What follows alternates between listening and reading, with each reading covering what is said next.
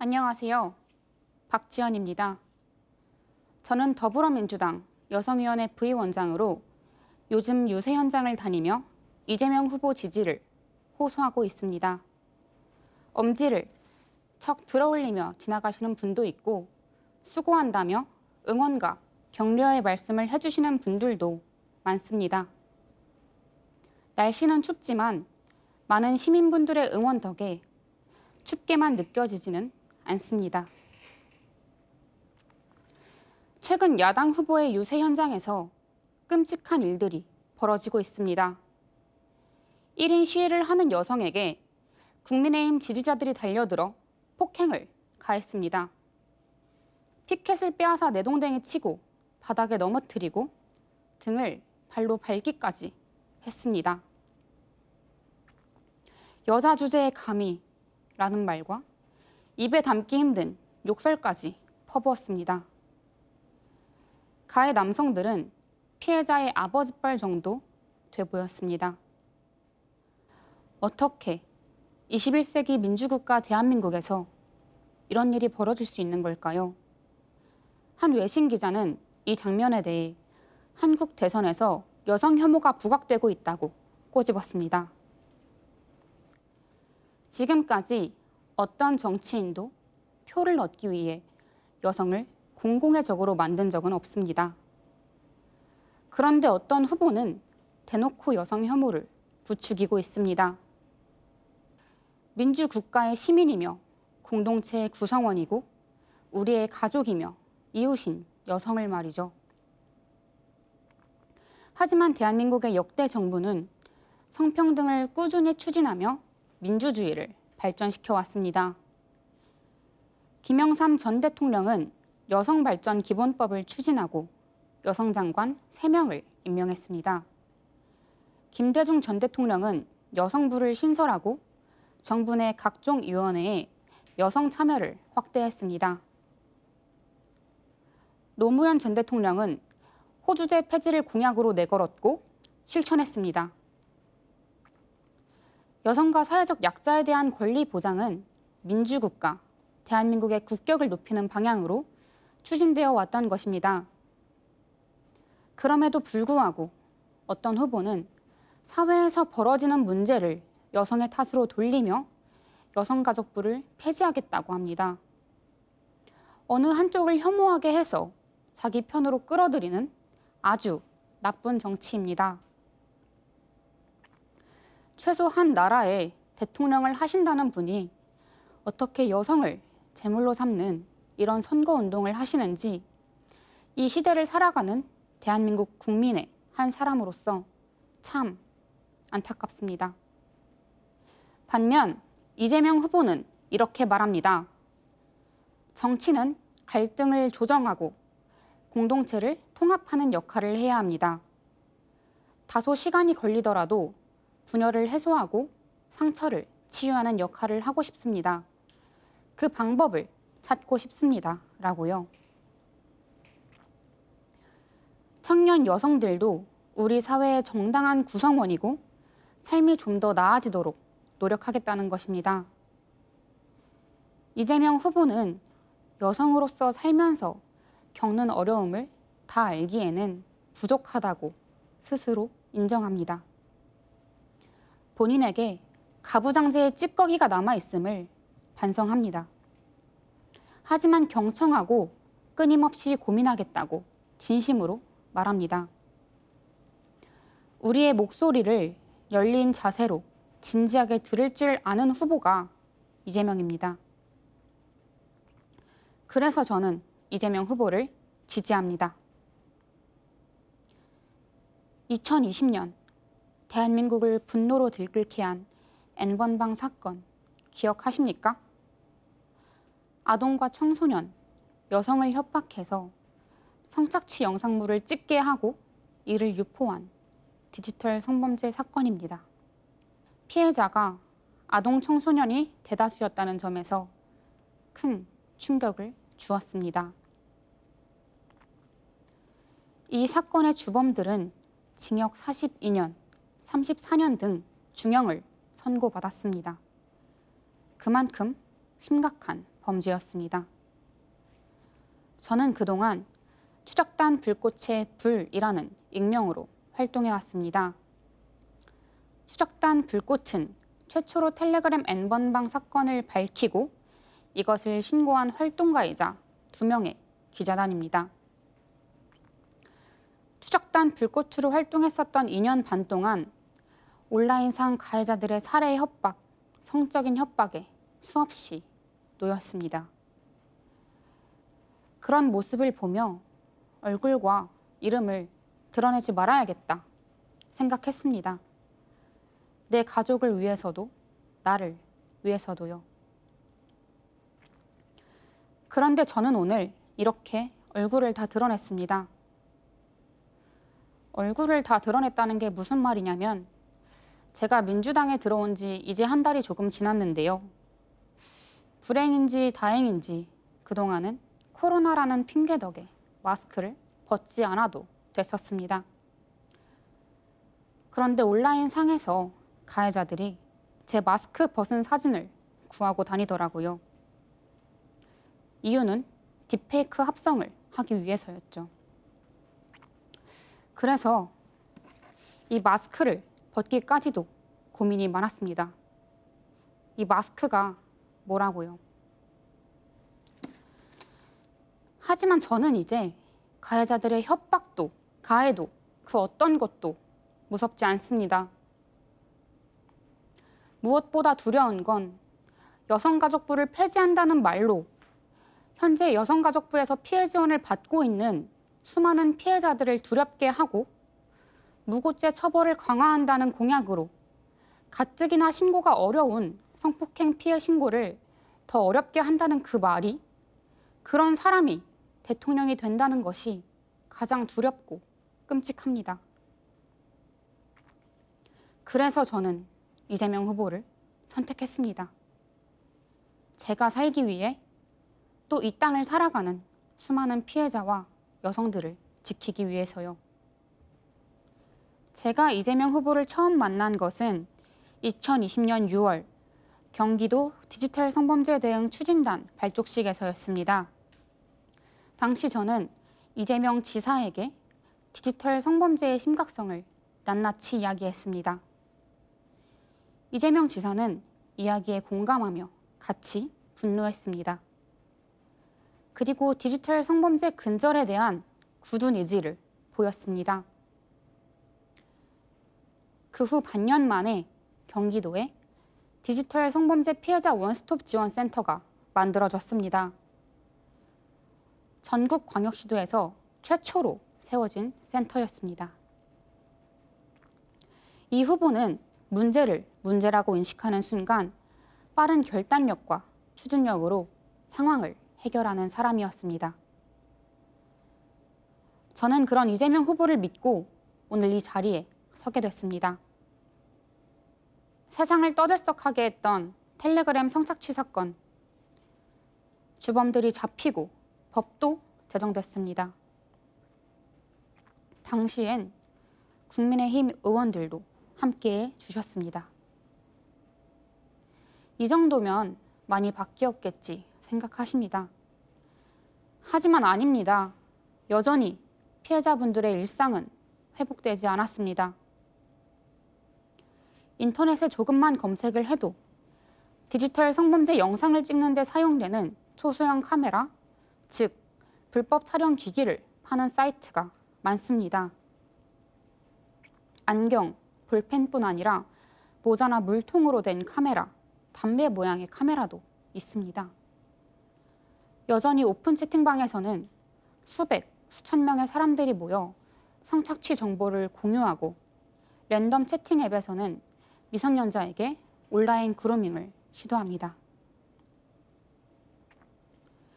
디지털 성범죄 가해자들은 여전히 활발하게 활동하고 있습니다. 그렇다면 어떻게 해야 불법 촬영으로부터 우리를 안전하게 지킬 수 있을까요? 이재명 후보는 범죄 악용 우려가 있는 변형 카메라에 대한 유통 이력 등록제를 약속했습니다. 또한 N번방과 같은 성착취물과 불법 촬영물 등 디지털 성범죄 사건에 최종 판결이 나오지 않거나 재판이 불가능해도 범죄 수익을 환수할 수 있는 독립몰수제를 약속했습니다. 더불어 불법 촬영을 탐지하는 인프라를 구축하고 성착취물을 선제적으로 삭제하는 기술을 개발하겠다고 했습니다.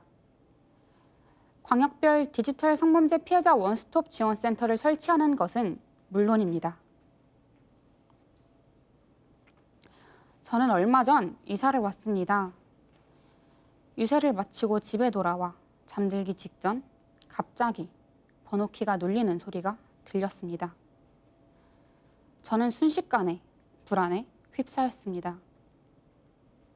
경찰에 신고를 해야 하나 고민했습니다.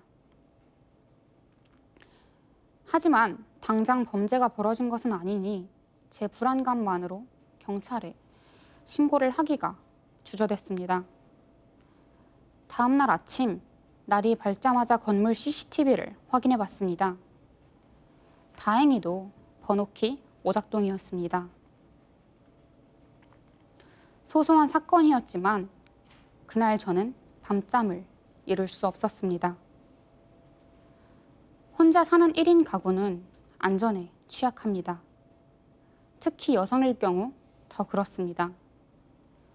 번호키로 된 집의 경우 문이 닫히고 2, 3초 후에 잠기잖아요.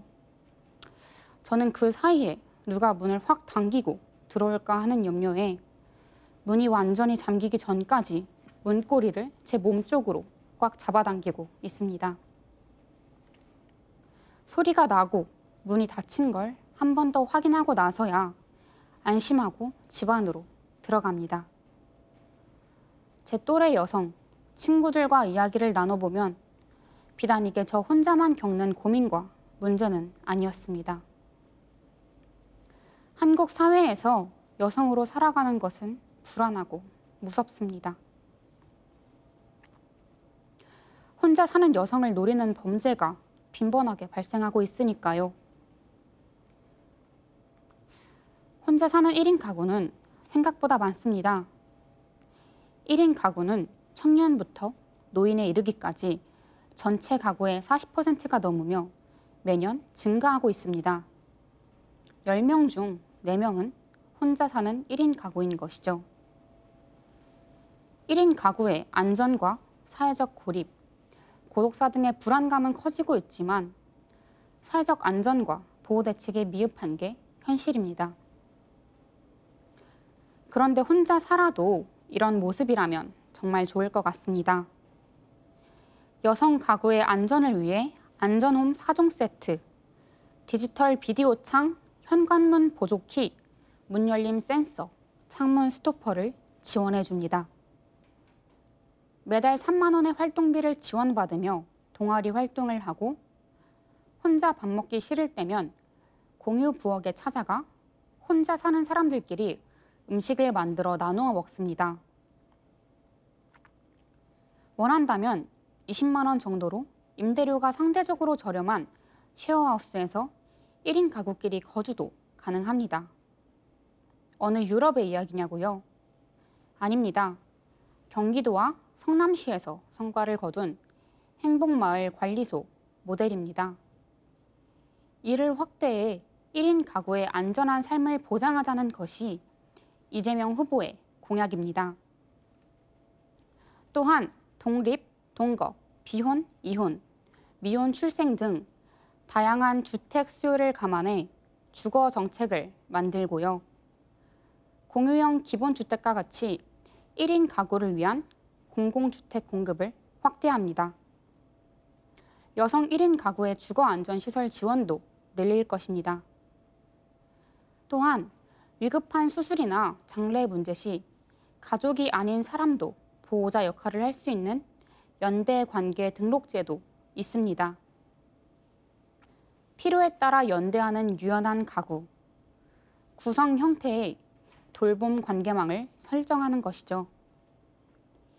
이는 다양한 가족 구성원을 인정하는 제도적 기반 구축의 첫걸음이 될 것입니다. 남녀의 임금 격차도 해결해야 할 중요한 문제입니다. 한국은 OECD 국가 중 성별에 따른 임금 격차가 제일 큰 나라입니다. 2021년의 경우 임금 격차는 32.5%입니다. 쉽게 말해 남성이 100만 원을 벌 때 여성은 70만 원도 안 되게 번다는 얘기입니다. 요양보호사, 보육교사, 장애인 활동지원사 등 여성들이 집중된 돌봄 노동의 경우엔 경력에 따른 급여 인상도 없습니다. 이재명 후보는 차별 없는 공정한 일터를 만들겠다. 남녀 모두 일하기 좋은 나라로 만들기 위해서 구조적 임금 차별부터 개선하겠다고 약속했습니다. 우선 공공 분야의 고용평등 임금 공시제를 도입하고 단계적으로 민간 분야에 확대해 갈 것입니다. 또한 돌봄 서비스 같이 특정 성별이 집중된 직군에 노동의 가치를 제대로 인정받도록 제도적 기반을 마련할 것입니다. 저는 올해로 27살입니다. 결혼을 꼭 해야 된다는 생각도 안 해야 된다는 생각도 없습니다. 다만 아이를 낳고 싶다는 생각은 합니다. 아이들을 너무 좋아하거든요. 하지만 이 사회에서 내가 과연 아이를 낳을 수 있을까 하는 생각을 종종 해봅니다. 나도 안전하지 않은 사회에서 내 아이를 안전하게 키울 자신이 없기 때문입니다. 안전이라 함은 폭력으로부터 보호받는 안전도 있지만 더불어 사는 사회를 만드는 사회적 안전망의 의미이기도 합니다. 그래서 이재명 후보는 약속했습니다. 부모가 함께 자녀를 돌보는 그런 사회로 나아가겠다고요. 자녀를 돌보고 싶은 남성, 일하고 싶은 여성의 선택권이 모두 존중받도록 하겠다. 아빠에게 자녀와 함께할 권리를 충분히 보장하겠다. 눈치 보지 않고 육아휴직을 쓸 수 있도록 부모에게 모두 자동으로 육아휴직이 신청되는 자동 육아휴직 등록제를 도입하겠다. 일하는 사람 누구나 고용보험에 가입할 수 있게 해서 일하는 사람이라면 누구든지 육아휴직과 출산 전후 휴가 사용 권리를 보장하겠다. 저는 이재명 후보가 이 약속들을 반드시 지킬 거라고 생각합니다. 이재명 후보는 성남시장 8년, 경기도지사로 3년간 일해오며 95%가 넘는 공약 이행률을 보였습니다. 이 후보는 주권자의 대리인이 유능하면 실제로 내 삶이 달라진다는 것을 증명하겠다 말했습니다. 이재명 후보의 그동안의 행보를 통해 저는 이 말을 믿습니다. 유권자 여러분, 우리 모두의 미래를 위해 이재명 후보를 선택해 주세요. 이재명은 우리 사회 심각한 갈등의 근본적 해결책을 찾을 사람입니다. 국민들의 필요를 낮고 열린 자세로 진지하게 들을 사람, 이재명입니다.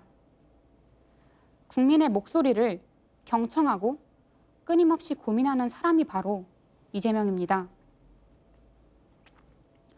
디지털 성범죄 가해자의 강력한 처벌과 피해자의 일상 회복, 이재명이 합니다.